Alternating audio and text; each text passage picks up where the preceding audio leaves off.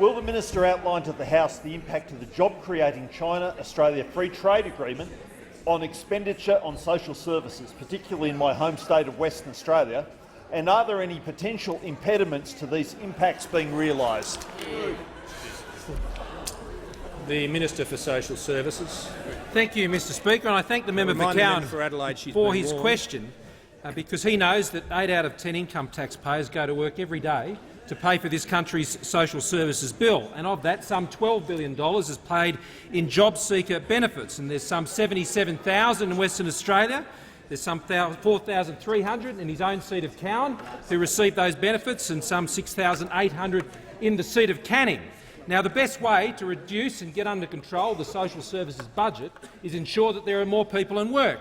As the Treasurer has rightly explained, some 300,000 more people have jobs today since the last election, and over 30,000 of those in Western Australia itself. If you want to get the social services budget under control, you need to get people off welfare and you need to get them into jobs. And you know where those jobs are coming from, Mr Speaker. They're coming from innovative new free trade agreements, export agreements like the one negotiated by the Minister for Trade and Investment. There is no substitute, Mr Speaker, for getting your welfare budget under control than getting people off welfare and into work. But, Mr Speaker, I'm asked what are the impediments to these impacts potentially being felt in Western Australia and in the seat of Cowan, but I note also the seat of Canning and other places. Well, the impediment sits opposite.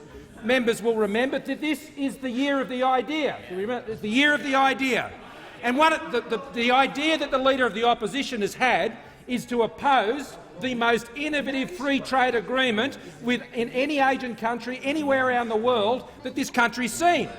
Now, that's a festival of dangerous ideas, Mr Speaker, because the Leader of the Opposition is the person standing in the way from the prosperity and jobs that this free trade agreement will deliver. And he's doing it on the basis, Mr Speaker, of their opposition alleged to 457 visas in this country. Now, the Shadow Treasurer had quite a record when he was in government. When he was the Minister for Immigration, he held several records, the most important being around 25,000 people arrived on his watch illegally by boat. But there was another one.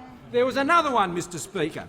He also held the record for the most number of 457s granted by any immigration minister. And if we go through that, Mr Speaker, since the last election, the number of 457s granted has fallen by 25%. 25%. The number of 457s granted in Western Australia has fallen by 40%. 40%. And I know those opposite are worried about electricians coming in on 457 visas. Well, they've fallen by more than 66%, Mr Speaker, under this government. They say they're worried about 457s. In Western Australia, they've fallen the number of electricians coming in on 457s by 78%.